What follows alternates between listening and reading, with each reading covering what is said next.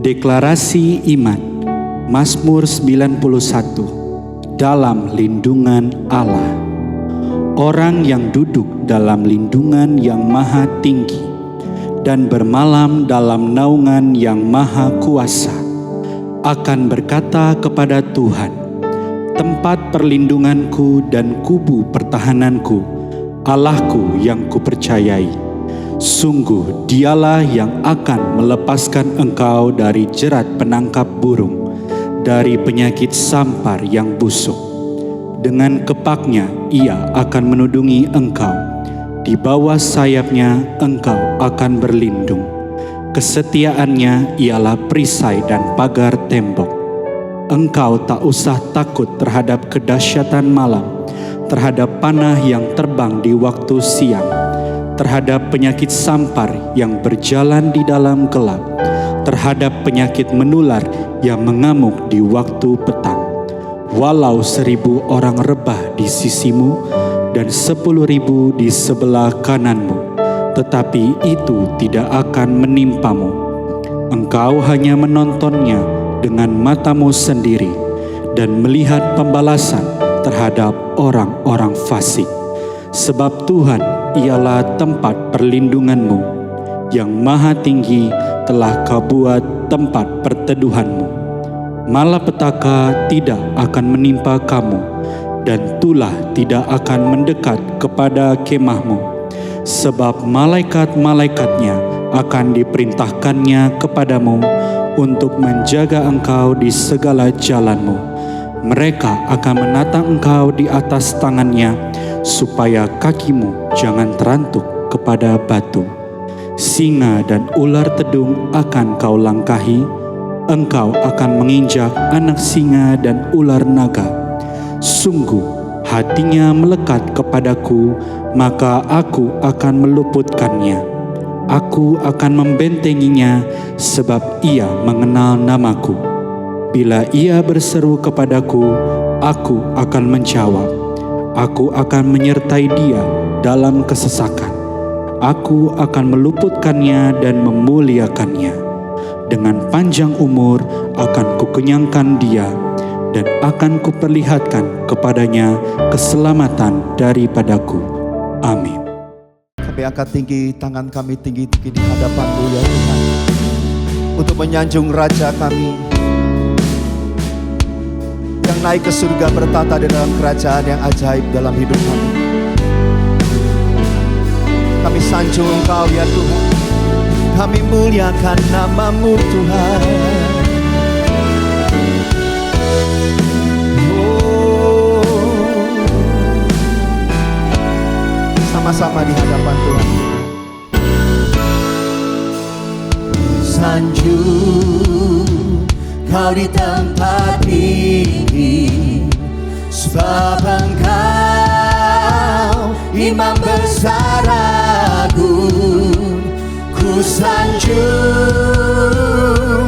Kau lebih dari yang lain.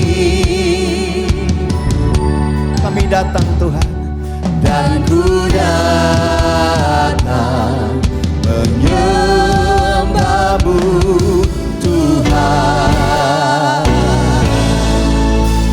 Ku sanjung Kau di tempat tinggi, sebab Engkau Imam besar agung. Ku sanjung Kau lebih dari yang lain, dan ku datang menyembah-Mu Tuhan. dengan segenap iman kami katakan ya Tuhan. Ku sanjung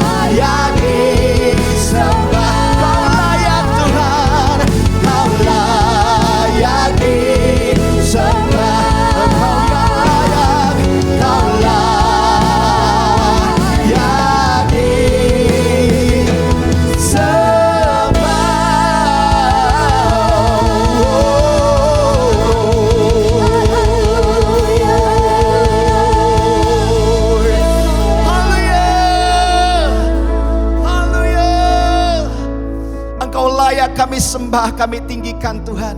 Kami percaya waktu Roh-Mu tercurah, kami akan bangkit menyerukan nama Tuhan Yesus. Nama yang teguh, nama di atas segala nama. Yang percaya, mari berikan tepuk tangan buat Tuhan Yesus. Katakan, wuh, haleluya. Thank you Lord. Setiap keluarga demi keluarga akan bangkit di hadapan Tuhan. Sebab Roh Allah ada atasmu. Come on. Yeah. Come on, come on, come on. Oh, oh, oh, oh, oh. Oh. Sama-sama. Bangkit, serukan nama Yesus. Mari maju saudara. Maju, nyatakan kuasanya. Dalam nama Tuhan Yesus kita buat iblis gemetar, kalahkan tipu dayanya dengan kuasa namanya. Nama Yesus menara yang kuat. Nama Yesus kota benteng yang teguh. Nama Yesus, nama Yesus kalahkan semua musuh. Nama Yesus di atas segalanya. Sama-sama sekali lagi dengan segenap hati, segenap iman kita di hadapan Tuhan. Yeay, come on, bangkit, woo. Bangkit, serukan nama Yesus. Amin. Maju, nyatakan kuasanya. Kita buat iblis gemetar sama-sama. Kita buat iblis gemetar. Amin. Nyalakan tipu dayanya dengan kuasa namanya. Yeah, yeah. Nama Yesus menara yang kuat. Nama Yesus kota benteng yang teguh.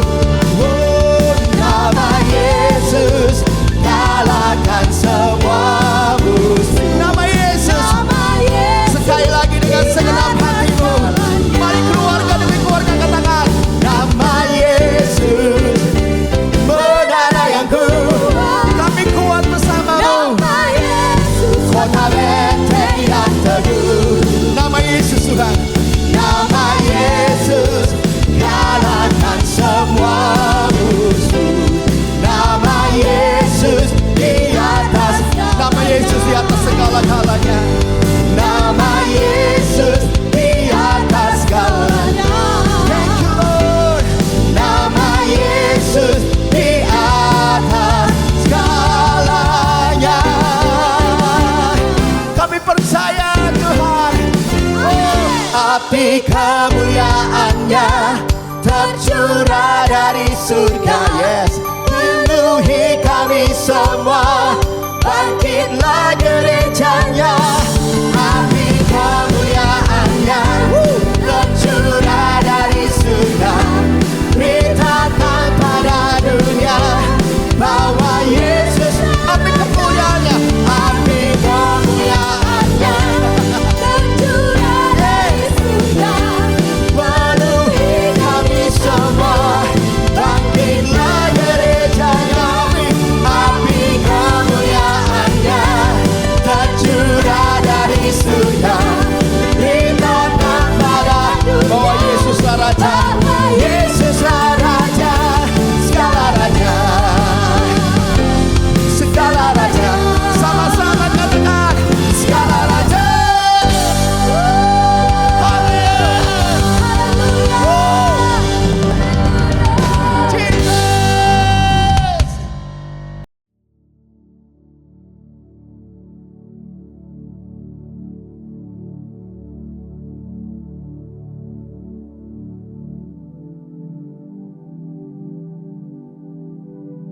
Shalom semuanya. Alkitab berkata, Yesus mati karena dosa-dosa kita. Dia dikuburkan, tetapi pada hari yang ketiga dia dibangkitkan. Setelah Tuhan Yesus bangkit, Selama 40 hari Tuhan Yesus menampakkan diri kepada lebih dari 500 murid-muridnya untuk membuktikan bahwa dia hidup. Setelah memberikan pesan terakhir, maka dengan disaksikan murid-muridnya, Tuhan Yesus terangkat ke sorga. Saya percaya kalau kita berada di sana waktu itu, kita pasti akan sama dengan murid-murid Tuhan Yesus yang melihat bahwa Tuhan Yesus bertambah tinggi. Ketika mereka melihat ke bawah, ternyata kaki Tuhan Yesus sudah tidak menyentuh tanah lagi. Perlahan tapi pasti, Tuhan Yesus terangkat ke surga. Makin lama makin kecil, sampai ada awan yang menutupi dan hilang dari pandangan mata. Sementara mereka terheran-heran melihat ke langit, maka ada 2 orang yang berpakaian putih di dekat mereka yang berkata, "Hai orang-orang Galilea, mengapakah kamu berdiri melihat ke langit?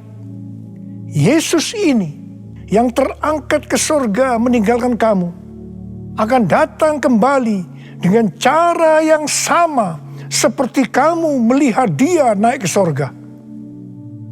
Dari ayat ini saya percaya kalau yang melihat Tuhan Yesus naik ke surga adalah murid-murid Tuhan Yesus, maka yang akan melihat Tuhan Yesus turun dari sorga menjemput gerejanya adalah murid-murid Tuhan Yesus.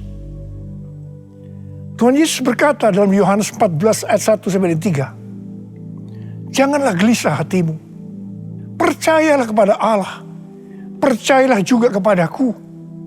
Di rumah Bapa-Ku banyak tempat tinggal. Jika tidak demikian, tentu aku mengatakannya kepadamu. Sebab aku pergi ke situ untuk menyediakan tempat bagimu. Dan apabila aku telah pergi ke situ dan telah menyediakan tempat bagimu, aku akan datang kembali dan membawa kamu ke tempatku, supaya di tempat di mana aku berada, kamu pun berada." Pesan Tuhan Yesus ini ditujukan untuk murid-muridnya. Karena itu, kalau kita mau ikut dalam pengangkatan, maka kita harus menjadi murid Tuhan Yesus. Murid Tuhan Yesus adalah kita-kita yang hidupnya sama seperti Kristus telah hidup. Karena kita hidup sama seperti Kristus telah hidup, maka kita akan menjadi serupa dengan gambarnya. Roma 8 ayat 29 berkata, "Sebab mereka yang dipilihnya dari semula, mereka juga ditentukannya dari semula untuk menjadi serupa dengan gambaran anaknya, supaya ia, anaknya itu, menjadi yang sulung di antara banyak saudara." Jadi goal kita sebagai orang percaya adalah menjadi serupa dengan gambar Yesus. Memasuki tahun 2021, Tuhan memberikan tema bahwa tahun 2021 adalah tahun integritas. Kita harus menjadi orang yang berintegritas, yang artinya kita berbicara dan melakukan apa yang kita percayai sesuai dengan kebenaran firman Allah. Jadi, kita harus hidup dengan jujur dan tulus di hadapan Tuhan. Sebagai panutan untuk menjadi orang yang berintegritas adalah Tuhan Yesus sendiri. Sebab Tuhan Yesus adalah the man of integrity. Menjadi murid Tuhan Yesus adalah menjadi orang yang berintegritas. Tuhan Yesus sangat menekankan agar kita menjadi orang yang berintegritas, karena kedatangannya sudah sangat-sangat dekat.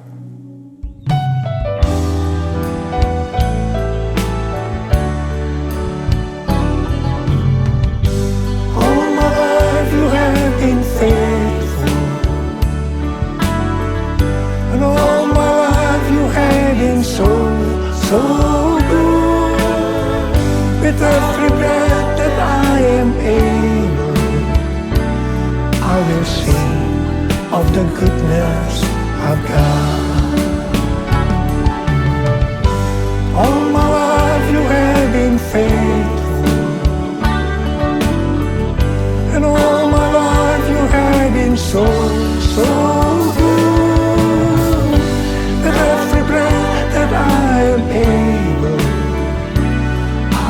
sing of the goodness of God. I will sing of the goodness of God.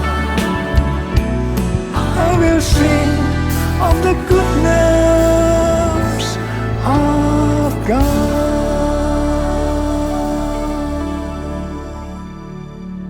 Ibrani 7 ayat 25 berkata, karena itu ia sanggup juga menyelamatkan dengan sempurna semua orang yang oleh Dia datang kepada Allah.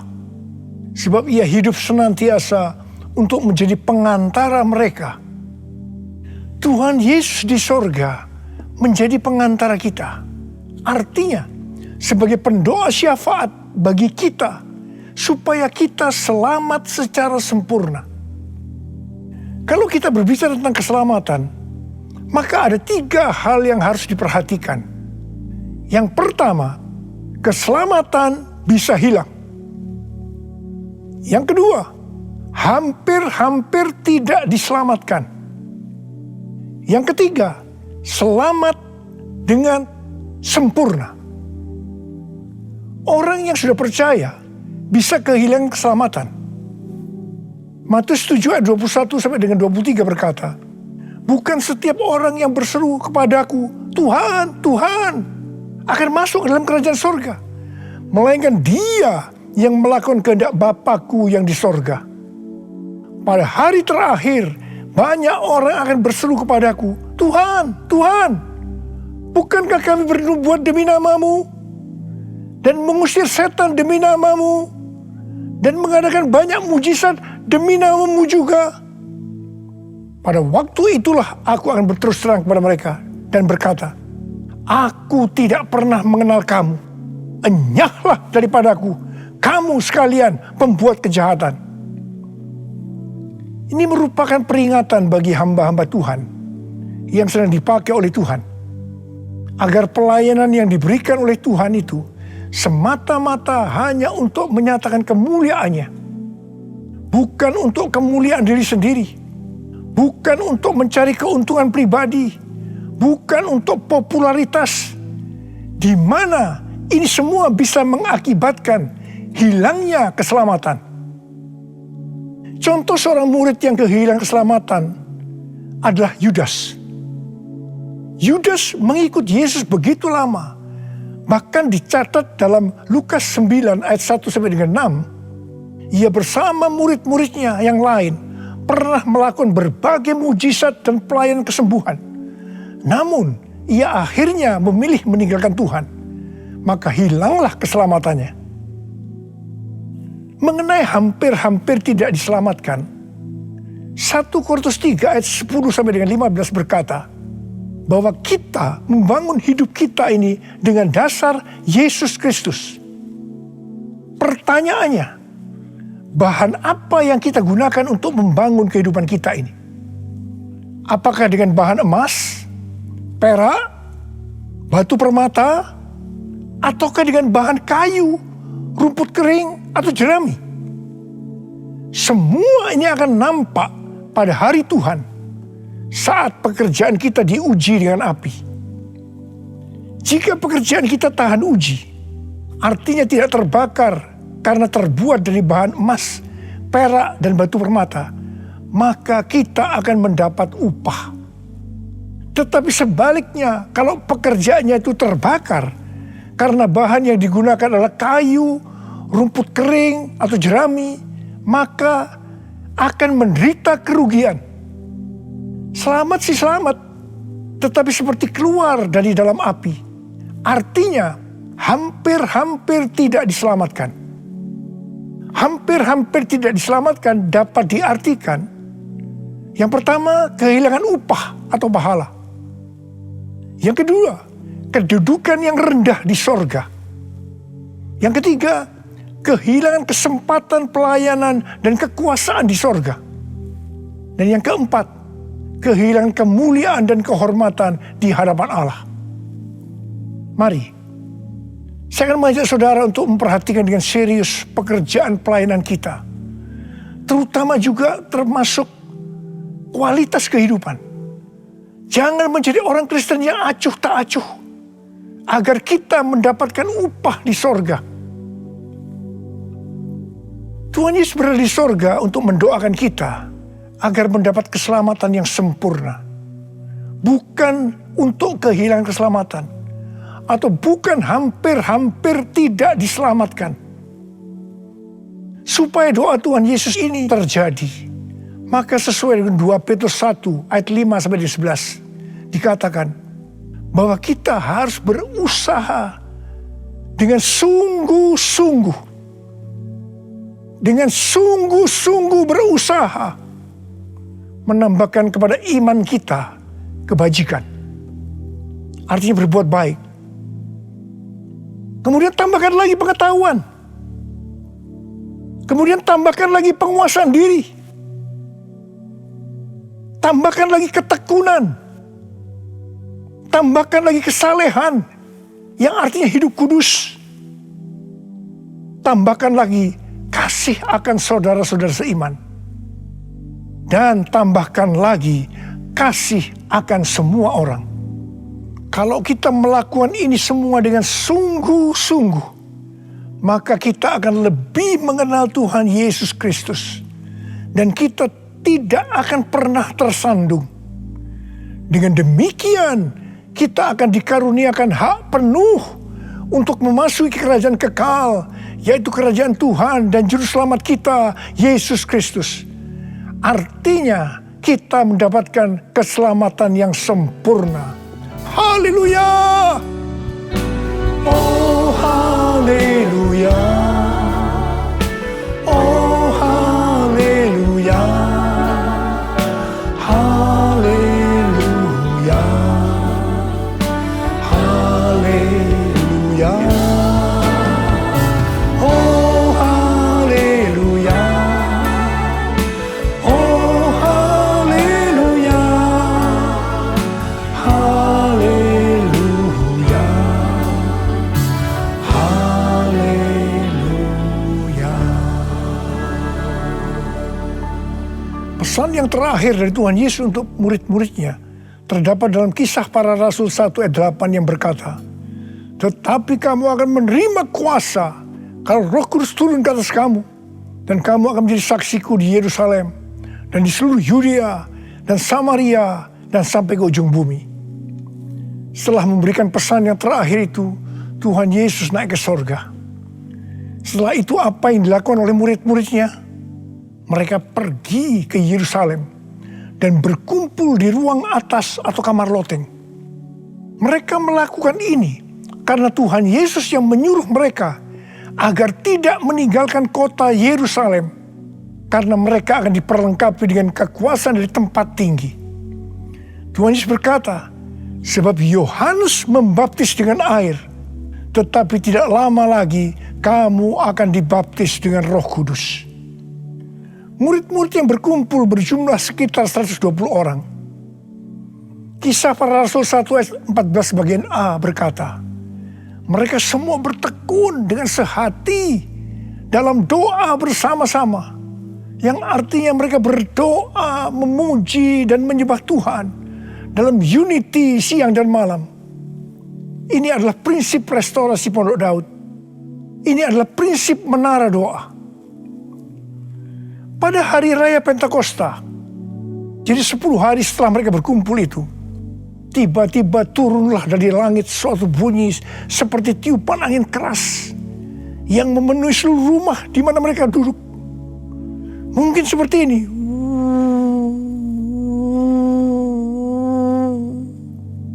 Dan tampaklah kepada mereka lidah-lidah seperti nyala api yang bertebaran dan hinggap pada mereka masing-masing. Maka penuhlah mereka dengan Roh Kudus. Lalu mereka mulai berkata-kata dalam bahasa-bahasa lain, seperti yang diberikan oleh Roh itu kepada mereka untuk mengatakannya. Itu adalah bahasa Roh. Orang yang dibaptis dengan Roh Kudus atau dipenuhi Roh Kudus, tanda awalnya adalah berbahasa Roh. Setelah itu murid-murid Tuhan Yesus dipakai secara luar biasa untuk melakukan amanat agung. Tanda dan mujizat menyertai pelayanan mereka. peristiwa ini disebutkan sebagai Pentakosta yang pertama. Pentakosta yang pertama ini dahsyat, sebab dalam kurun waktu 100 tahun, 70% dari dunia yang dikenal waktu itu, yaitu yang berada di bawah kekaisaran Romawi, menjadi Kristen. Pertanyaannya, apakah amanat agung sudah selesai? Jawabannya, belum. Karena itu pada tahun 1906, kembali Roh Kudus dicurahkan di Azusa Street yang disebutkan sebagai Pentakosta yang kedua.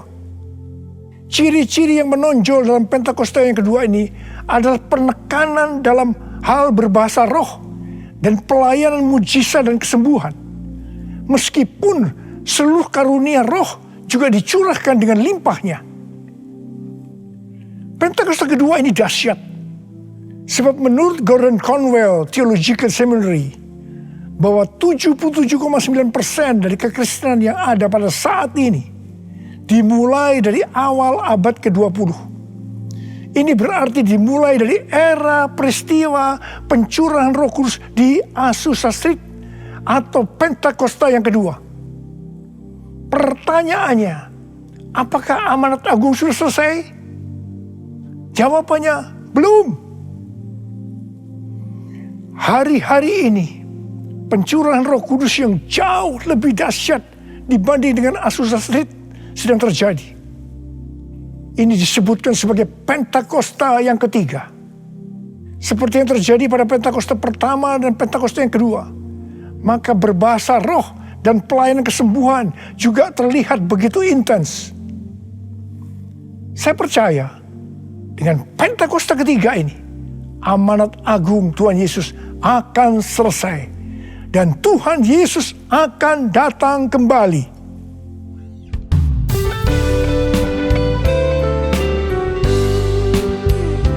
Curahkanlah kuasa-Mu Tuhan, mujizat terjadi di tempat ini. Curahkanlah kuasa-Mu Tuhan, mujizat terjadi sekarang ini. Curahkanlah kuasa-Mu Tuhan, mujizat terjadi di tempat ini. Curahkanlah kuasa-Mu Tuhan, mujizat terjadi sekarang ini. Mujizat terjadi sekarang ini. Mujizat terjadi sekarang ini. Rasul Paulus berkata dalam 1 Korintus 14 ayat 5 bagian A, "Aku suka supaya kamu semua berkata-kata dengan bahasa roh." Selain itu dalam 1 Korintus 14 ayat 18, Rasul Paulus juga berkata, "Aku mengucap syukur kepada Allah bahwa aku berkata-kata dalam bahasa roh lebih daripada kamu semua." Saya sangat mengaminkan apa yang dikatakan oleh Rasul Paulus ini. Dan saya juga berdoa agar apa yang dikatakan oleh Rasul Paulus ini juga terjadi pada kita. Yang percaya katakan amin. Apa yang terjadi kalau kita berbahasa roh? Yang pertama, kita akan lebih berani bersaksi tentang Yesus. Kita ingat Petrus, di mana sebelum dia dibaptis dengan Roh Kudus, dengan tanda awal berbahasa roh, dia pernah menyangkal Yesus sebanyak 3 kali sebelum ayam berkokok. Setelah berbahasa roh, dia berani bersaksi tentang Tuhan Yesus, tidak peduli disesah dan dipenjarakan. Yang kedua, kalau kita berbahasa roh, maka sesuai dengan 1 Korintus 14 ayat 4 dikatakan, siapa yang berkata-kata dalam bahasa roh, dia membangun dirinya sendiri. Yang artinya, kalau kita berbahasa roh, kita membangun iman kita. Yang ketiga, kalau kita berbahasa roh, kita akan lebih merasakan hadiratnya dan lebih intim dengan dia. Karena ketika kita berbahasa roh, kita berkata-kata kepada Allah, bukan kepada manusia. Yang keempat, kalau kita berbahasa roh, kita akan bisa berdoa lebih lama lagi. Dan yang kelima, sesuai dengan 1 Korintus 14 ayat 14 dan 15 yang berkata, sebab jika aku berdoa dengan bahasa roh, maka rohkulah yang berdoa. Tetapi akal budiku tidak turut berdoa. Jadi apakah yang harus kubuat? Aku akan berdoa dengan rohku. Tetapi aku akan berdoa juga dengan akal budiku. Aku akan menyanyi dan memuji dengan rohku. Tetapi aku akan menyanyi dan memuji juga dengan akal budiku. Mari, bagi yang mau melakukan kata bersama saya, amin. Datanglah sekarang, penuhi kami dengan kuasa-Mu. Urapi kami sekarang ini dengan api Roh-Mu. Roh Kudus, ini hamba-Mu. Roh Kudus, penuhi hamba-Mu. Saya berdoa buat saudara. Ada berapa banyak di antara saudara yang rindu untuk dipenuhi dengan Roh Kudus hari ini? Ada berapa banyak yang rindu untuk dibaptis dengan Roh Kudus, dengan tanda awal berbahasa roh? Saya boleh angkat tangan. Katakan bersama saya sekali lagi. Anointing, fall on me. Anointing, fall on me. Let the power of the Holy Spirit fall on me. Anointing, fall on me. Angkat tangan saudara. Urabasyaralakana matakarabayara balabalabala. Curahkan Tuhan Roh-Mu Tuhan, curahkan Roh-Mu ya Tuhan. Penuhi kami semua dengan Roh-Mu ya Tuhan. Baptis anak-anak-Mu dengan Roh-Mu, dengan tanda awal berbahasa roh. Terima. Ora la masyikara la bala. Ora la mulai berbahasa roh. Serius mulai dapat berbahasa roh. Ora la bala. Ora la bala. Oh dia la bala. Ora la bala. Anointing, fall on me. Anointing, fall on me. Let the power of the Holy Spirit fall on me. Anointing, fall on me. Oh, terima kasih Tuhan. Terima kasih ya Tuhan. Terima kasih ya Tuhan. Terima kasih. Oh, terima kasih ya Tuhan. Terima kasih ya Tuhan. Oh, terima kasih. Oh, terima kasih. Ora bara. Terima kasih Abba. Terima kasih Abba. Engkau sudah memenuhi anak-anak-Mu dengan Roh-Mu. Engkau membaptis mereka dengan Roh Kudus. Mereka dengan tanda awal berbahasa roh. Oh ya Tuhan, terima kasih buat kebaikan Tuhan. Terima kasih. Pakai kami semua menjadi alat untuk menyelesaikan amanat agung Tuhan Yesus. Pakai Tuhan, pakai kami semua. Terima kasih. Dalam nama Yesus. Amin. Mari saudara-saudara, kita akan masuk dalam perjamuan kudus. Kita akan mengingat ayat ini. Sebab setiap kali kamu makan roti ini dan minum cawan ini, kamu memberitakan kematian Tuhan sampai Ia datang. Perjamuan kudus adalah perjamuan Tuhan Yesus sendiri.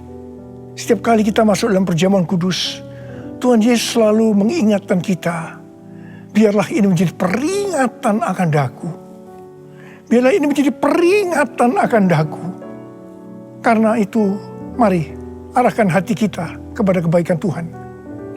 Kita akan mengingat kebaikan Tuhan. Supaya kita lebih mengasihi Tuhan Yesus. Kita lebih mengasihi satu dengan yang lain. Mari tundukkan kepala. Tuhan, siapakah kami sebelum kami mengenal Engkau? Kami semua orang berdosa. Upah dosa adalah maut, mati. Tapi Engkau yang tidak berdosa telah dijadikan dosa oleh karena kami. Engkau harus turun dari surga mulia, mati ganti kami dengan penderitaan yang luar biasa. Oh Tuhan, itu Engkau ya Aba. Engkau ya Aba. Itu Engkau ya Aba. Engkau jadikan kami sebagai anak-anak-Mu. Engkau tuntun kami, Engkau bela, Engkau berkati, Engkau lindungi kami. Engkau tegur juga kalau kami salah. Itu Engkau ya Aba. Itu Engkau.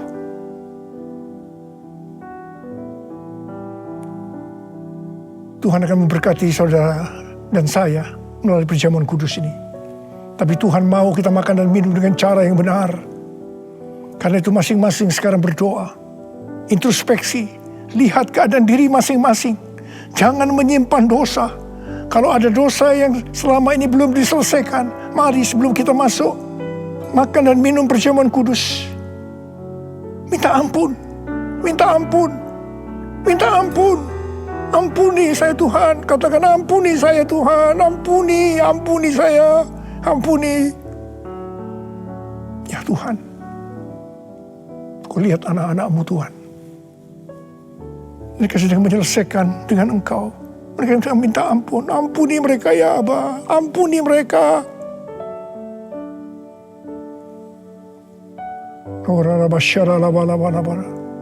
Mari sekarang kita masuk dalam perjamuan kudus dengan hati yang penuh ucapan syukur.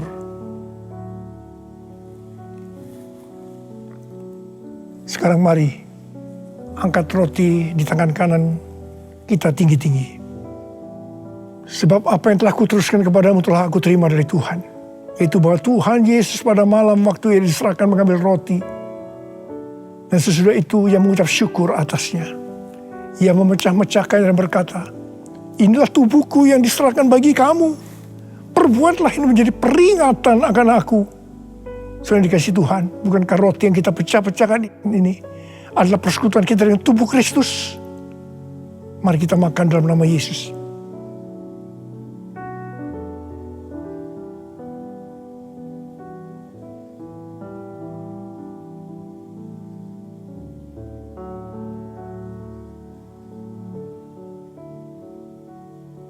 Sekarang angkat cawan di tangan kanan kita tinggi-tinggi.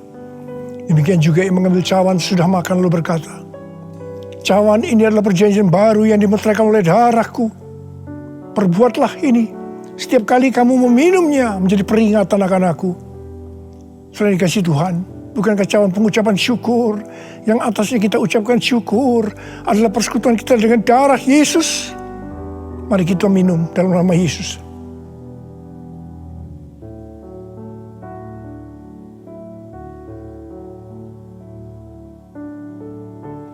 Karena mari angkat tangan kita di hadapan Tuhan. Ucapkan syukur. Dengan suara, jangan diam. Katakan Tuhan, terima kasih ya Tuhan. Terima kasih ya Tuhan, terima kasih. Kami bersyukur padamu ya Tuhan. Oh rana bakana maya rala bala bala bala bala. Oh terima kasih, terima kasih. Oh Tuhan terima kasih, Engkau baik. Engkau baik ya Tuhan, Engkau baik ya Tuhan. Engkau baik. Mari kita katakan bersama, Tuhan Yesus. Tuhan Yesus, Engkau baik. Terima kasih buat kebaikan-Mu ya Tuhan. Terima kasih buat kebaikan-Mu. Oh Jesus. All my life you have been faithful. And all my life you have been so good. With every breath that I am able, I will sing all the goodness of God. All my life you have been faithful.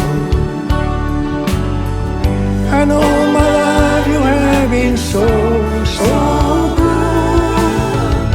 With every breath that I am able, I will sing of the goodness of God. I will sing of the goodness of God. I will sing of the goodness of God.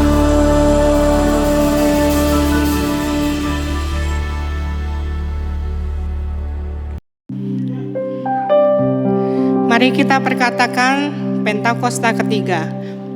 1. Pentakosta ketiga adalah pencurahan Roh Kudus yang dahsyat di zaman ini, melebihi yang terjadi di Azusa Street. 2. Pentakosta ketiga akan mengakibatkan penuaian jiwa yang terbesar dan yang terakhir sebelum Tuhan Yesus datang kembali. 3. Pentakosta ketiga akan membangkitkan generasi Yeremia, yaitu anak-anak muda yang dipenuhi Roh Kudus, cinta mati-matian kepada Tuhan Yesus, tidak kompromi terhadap dosa, dan akan bergerak untuk memenangkan jiwa.